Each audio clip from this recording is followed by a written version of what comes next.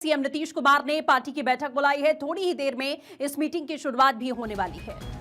तो ये बड़ी जानकारी आपको दे रहे हैं। सीएम नीतीश कुमार की ओर से पार्टी की बैठक बुलाई है। थोड़ी देर के बाद में बैठक की शुरुआत हो जाएगी। जिस तरीके से बड़ा फेरबदल आने वाले समय में आप यहां देख पाएंगे कि किस तरीके के हालात यहां पर बने हुए बिहार में दिख रहे हैं। नीतीश कुमार का राज्यसभा के लिए नामांकन करना, जिसके बाद कार्यकर्ताओं की बात करें तो उनमें एक अलग तरीके की नाराजगी भी यहां पर देखी गई थी। देखिए, ये बैनर पोस्टर भी यहां लगाए गए हैं नीतीश कुमार की तस्वीर के साथ में कि जनता ने जनादेश दिया है, तो आखिरकार ये सब कुछ क्यों हो रहा है। लेकिन पोस्ट करके नीतीश कुमार ने खुद ही सीधे तौर पर इस बात की इच्छा जाहिर की कि वो राज्यसभा जाना चाहते हैं। कल गृह मंत्री अमित शाह पहुंचे और वो साथ पहुंचकर नीतीश कुमार ने नामांकन भी यहां दाखिल कर दिया, जिसके बाद अब माना जा रहा बैठकों का सिलसिला यहां शुरू हो चुका है और उसी की तर्ज पर थोड़ी देर में यहां बैठक शुरू हो जाएगी। मंथन यहां किया जाएगा।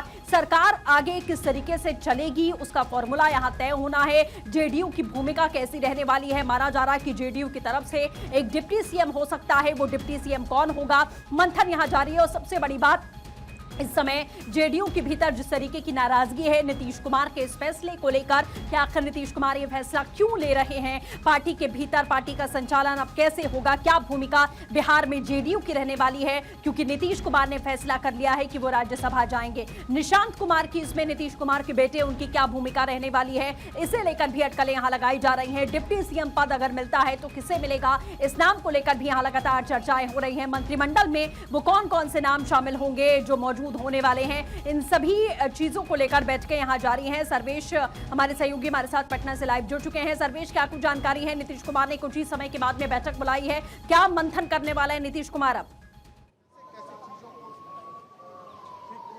देखिए, बैठक शुरू हो चुकी है मुख्यमंत्री आवास में। तमाम जो विधानमंडल दल के नेता हैं वो पहुंच चुके हैं। इसके अलावा जेडीयू कोटे के सभी मंत्री और सांसद, लोकसभा राज्यसभा के तमाम सांसद भी इस वक्त मौजूद हैं। इसके अलावा नीतीश कुमार के करीबी मनीष वर्मा की भी मौजूदगी है और माना यह जा रहा है कि इस बैठक में नीतीश कुमार जो राज्यसभा में जाने का उन्होंने फैसला लिया है उसके बारे में अपने नेताओं से के साथ अपने विचार साझा कर रहे हैं। बैठक शुरू हो चुकी है और इस बैठक में नीतीश कुमार बता रहे हैं कि किन परिस्थितियों में राज्यसभा जाने का उन्होंने निर्णय लिया है, क्या उनकी मंशा है और उसके साथ साथ जो नई सरकार का गठन होगा उसका स्वरूप क्या होगा, उसमें क्या जेडीयू की क्या भूमिका होगी, एनडीए के बाकी घटक दलों की क्या भूमिका होगी, इस पर भी चर्चा हो रही है। तो एक तरह से कहा जाए तो तमाम जो एक विवाद चल रहे थे उस पर विराम लगाने की कोशिश नीतीश कुमार की तरफ से ये पहल है उनकी और उस पर विराम लगाने की कोशिश नीतीश कुमार कर रहे हैं इस बैठक के जरिए। और इस बैठक में इसलिए तमाम जेडीयू के जो नेता हैं उनको बुलाया गया है और इस बैठक में फिलहाल नीतीश कुमार अपनी बातों को सबके सामने रख रहे हैं। बिल्कुल सर्वेश, जैसा आपने कहा कि अपनी बातों को रख रहे हैं नीतीश कुमार, लेकिन जो नाराजगी यहाँ है, बैनर पोस्टर भी हम देख भी पा रहे हैं यहाँ पर कि किस तरीके से उसमें तमाम वो भावनाएं हैं कहीं ना कहीं कार्यकर्ताओं की जो लिखी हुई हैं, उसे दूर करना भी इस समय बेहद जरूरी हो जाता है नीतीश कुमार के लिए आगे के संचालन के लिए। सर्वेश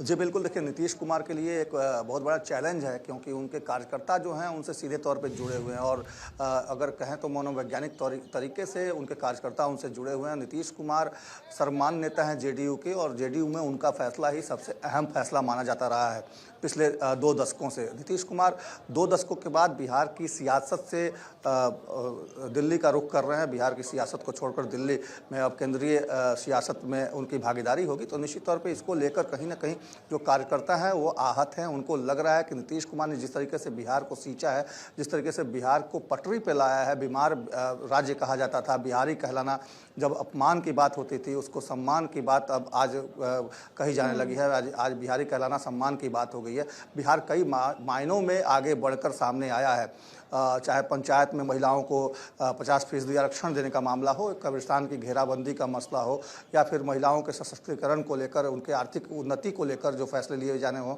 जीविका का गठन और उसके साथ साथ 7 निश्चय कार्यक्रम के तहत बिहार के तमाम जो सुदूर के इलाके हैं, जो गाँव गलियाँ हैं, उनके रोड सड़कें, उनका पेयजल की व्यवस्था, ये तमाम चीज़ें ऐसी हैं जो नीतीश कुमार को भीड़ से अलग खड़ा करती हैं।